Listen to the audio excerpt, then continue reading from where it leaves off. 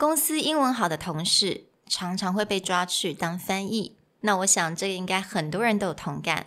毕竟我们不是专业受训的翻译或者是口译官，要翻译的时候还是会蛮紧张的。希望透过这一集能够给常需要翻译的你们一些小技巧，让你事半功倍。Hello， 欢迎来到 Executive Plus 主管双语沟通力的 podcast。我们希望带给大家最实用的沟通工具，包括了成功人士对全球市场的分享、职场英语的技能、跨文化沟通技巧与其他能帮助您成为出色领导者的工具。Hi, I'm Sherry, founder of Executive Plus. As a language trainer and certified coach, I've trained hundreds of managers from Fortune 500 companies such as Dior, Google, Deloitte, and Yahoo. And I'm Nick, Director of Communication Strategy at Presentality.I've helped startups raise millions of US dollars in funding and train the executives of publicly listed companies to present on the global stage. Welcome to the Executive Plus podcast, where you can take your communication and language skills from good to great. Hey everyone, welcome back to Executive Plus podcast episode 52.The content of today's episode is inspired by a super listener and great guy, Jasper. Thank you for the suggestion, and we hope this helps with what you asked.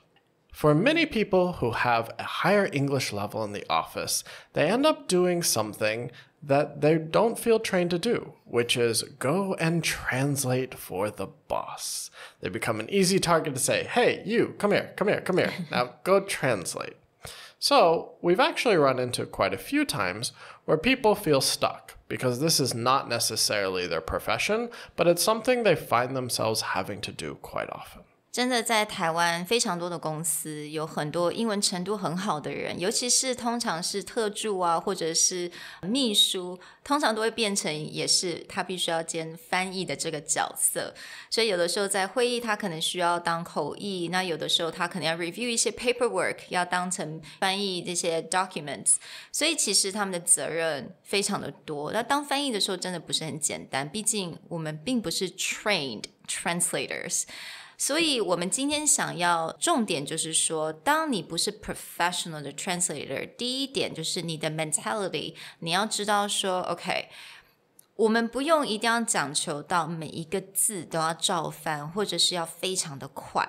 You know, actually 我们可以用到的就是一些比较简单的一些 tips 跟一些方法，再用上一些 support 的一些技巧，我们也可以达到非常好的效果。So the first tip that we want to give actually came from Jasper himself, where he said, after having to be in a translation situation, he actually goes back and he writes an email to both sides to clarify. And this is a really good advice because as much as we talk about clarification in our podcast and our online classes, it becomes important to walk away from that situation feeling calm that everyone understood what's going on.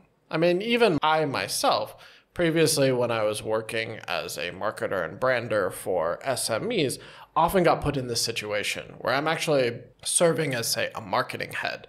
But anytime there's some kind of negotiation, usually the owner of the company will be like, Nick, you speak Chinese and English, come here. And then for me, that gets weird because these are sometimes become contractual obligations or these negotiations carry some kind of weight.Mm-hmm. And so I'm in there just translating as simply as possible, but it always became important after like sit down and go, hey, this is what was talked about in the meeting to both sides. Is it clear that what each side meant? Right. The other thing that a lot of people can do very simply to help them is have a pre-game plan.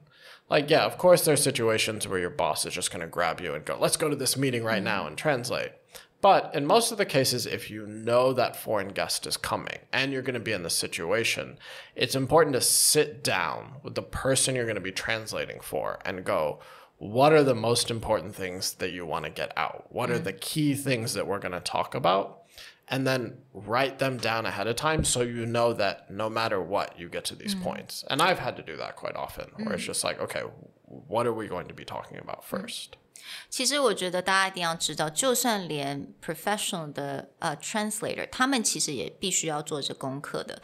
而且翻译在会议的时候当翻译，其实是我觉得非常困难的一件事情。So kind of like what Nick said，有的时候如果你能的话，你在这种会议之前或者这个 discussion 之前做一点准备，大概了解一下你的老板想要传递的有几个重点，或者是对方他可能必须想知道的有哪一些 information， 这些你先准备一下，会对你之后的翻译会非常的有用。So we're going to share a few tips with you. The first tip is going to be Chinese to English, but our subsequent tips are really going to be universal for translating either direction. So, Sherry, you did a lot of research on this topic. You yourself get put in this situation quite often. What's the first tip that you have? The first tip, 可能很多人会有点 surprise， 就是当你要做中翻英 specifically 中翻译的 situation 的时候，第一个你要了解的就是你的句子让它越短越简单越好，因为有很多人觉得说我要翻的就是要好像照翻啊，或者是我的句子就是要跟中文一样那么的 complicated 或者那样子 complex， 这样才显得出我的语言能力。其实这样子会让你更紧张，尤其是在沟通上面，你的传达可能没有办法那么的直接。所以其实第一个就是 keep your sentence short。那大家都知道，英文有非常明显的一个架构，也就是主词、动词还有受词 subject、verb and object。那其实当我们不是很确定这个句子，或者是当我们对于自己有点心里有点紧张的时候，你就先 stick with this structure， 这样就好了。For example， 我们可以说this guide helps marketers， 就这样子 This guide helps marketers， 非常简单，但是你的主旨，你的意思是传达了。那如果你对于这个语言比较更 comfortable 一点，你可以再加上这些 modifier， 比如说 modifier 就像类似 This free guide drastically help experienced marketer， 所以你会听到 this free、drastically 或者 experienced， 这些都是我们所谓的 modifier。 那这些就是当你语言程度或者是你已经对于这个语言非常熟悉的时候，你就可以尝试用这种方法。But we actually find that most people try and start with the second version of the sentence. And that's where they get stuck. That's where they hesitate, especially in a situation where you're more nervous. So this rule of keep it simple, keep it easy, is fine in a situation where the nuance of each word is not critical. If you say, this guide helps marketers, and the purpose is just to hand someone some material or make someone clear on what's happening, that's all that is necessary. Now, if it's a free guide to help experienced marketers, and you're just segmenting, we have a basic versus an advanced, then you can even just break it down to this guide helps experienced marketers. You don't need modifiers for every single word. Just make sure that the key point of that sentence is enough. Our next key tip builds upon this last idea of keeping it simple, which means when there's multiple key ideas inside of a sentence, don't just use one sentence, break it apart. So before we talked about the sentence, this free guide drastically helps experienced marketers. You can actually break apart two ideas here and just say, we want to help experienced marketers, so we made this free guide. And just break it down to its most basic key components. The main point here is don't worry about the complicated sentence. Even if things are related to each other, just break things down into the key ideas. I would rather have someone be clear with me than to have a very complicated idea. 所以刚刚 Nick 有提到，就是当我们一个句子里面有不同的 key idea 的时候，有的时候我们可以把它变成两个句子，或者呢就是接下来我想要教给大家的，也就是比如说我们一个句子The change in the agreement caused us to raise the price. 所以我们提到了 change in agreement， 这是一个 key idea。caused us to raise the price. 这个又是另外一个 key ideas. 所以在这个时候呢，我们可以把它稍微分开来一下，让我们一个喘息，让我们有一个喘息，然后去了解这个机会。所以你可以把它变成 The agreement has changed, which is a reason we are raising the price. 那下一个 tip 也就是当我们在做 translation 的时候，我们尽量会使用 active voice 而不是 passive voice。比如说 she did X， 那我们尽量不要去讲说X was done by her， 我们尽量用这种主动的方式去做 translation。 And this is not only a translation tip, this is just a good English writing tip.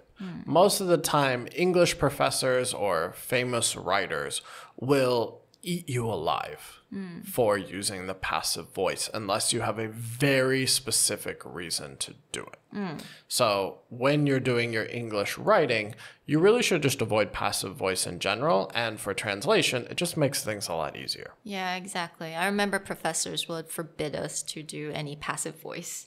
Right. Okay.好，那下一个 tip 也就是当我们想要来翻译我们最有名的就是我们的成语的时候，该怎么办呢？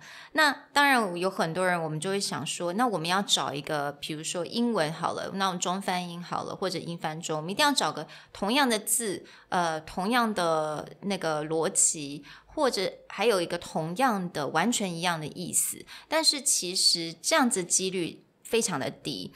但是其实我们有一个 it's really quite interesting. We actually have one example that actually matches all that. It's actually an idiom, one of the few that English steals from Chinese, which is long time no see.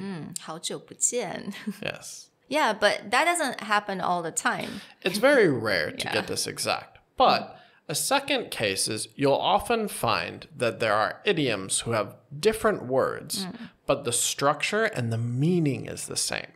So one of my favorite examples that I found in a really high quality Chinese language book was the Chinese version of the pot calling the kettle black. 到底是什么意思呢？ Which means in olden times, because they're both made out of cast iron, both a pot and a kettle are black, which means they're the same thing. Okay, so in Chinese, 50步笑百步 Right.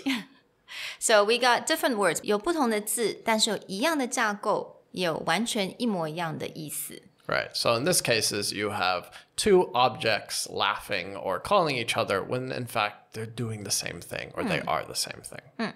The third is where we start to diverge a bit, which means what happens when you have an idiom that has different words, a different structure, but you're just looking for a similar meaning. Yeah. So your main goal is just look for a similar meaning.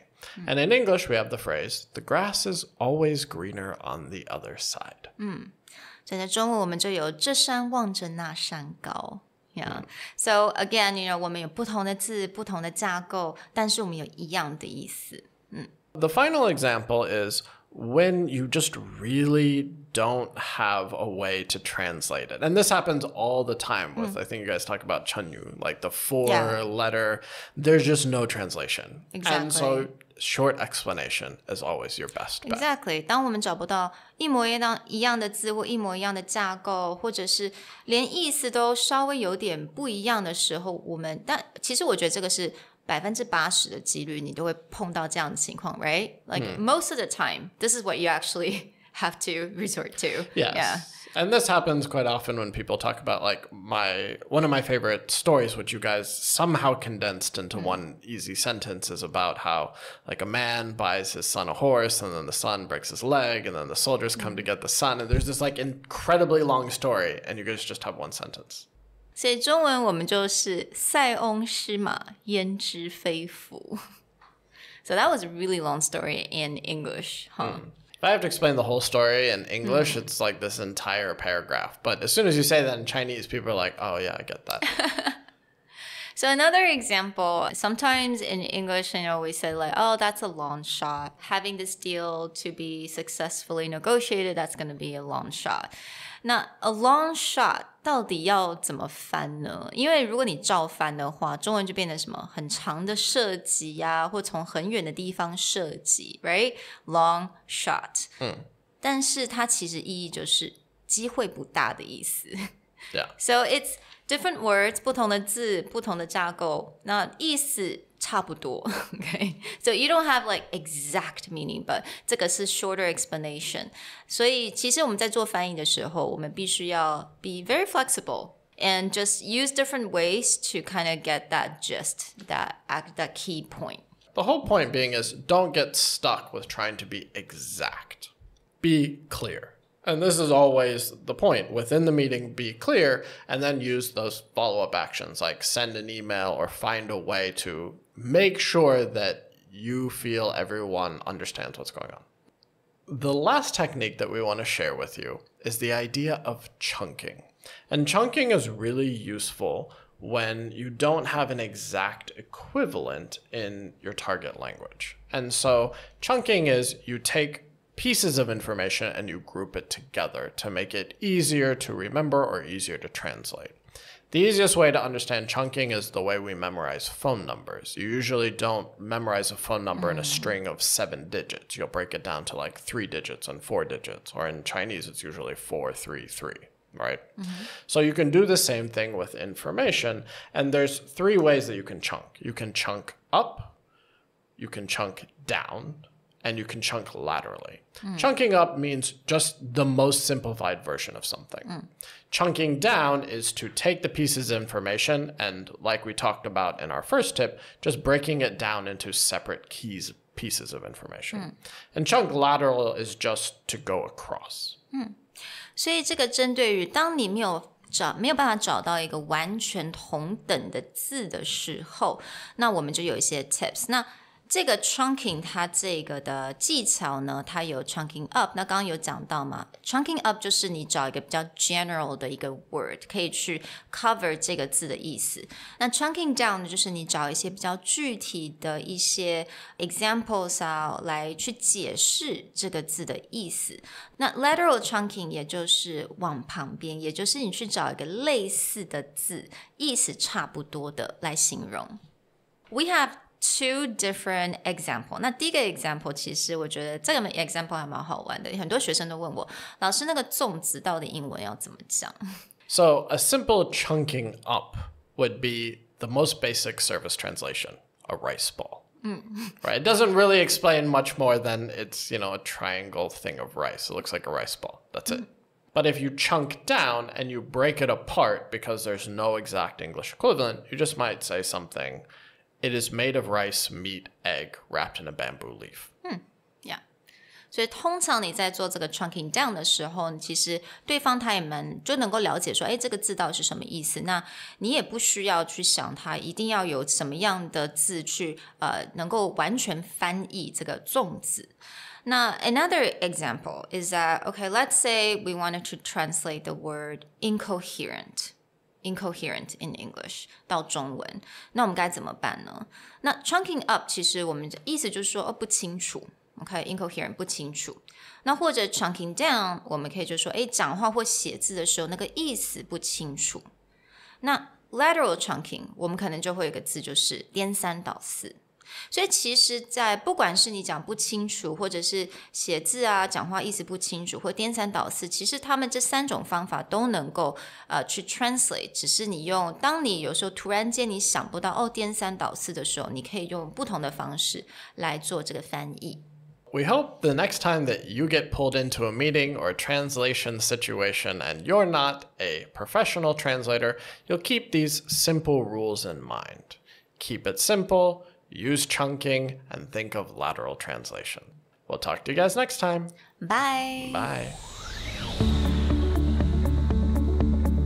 如果你喜欢我们的 podcast， 欢迎来追踪我们的主管英文 Executive Plus 的 Facebook。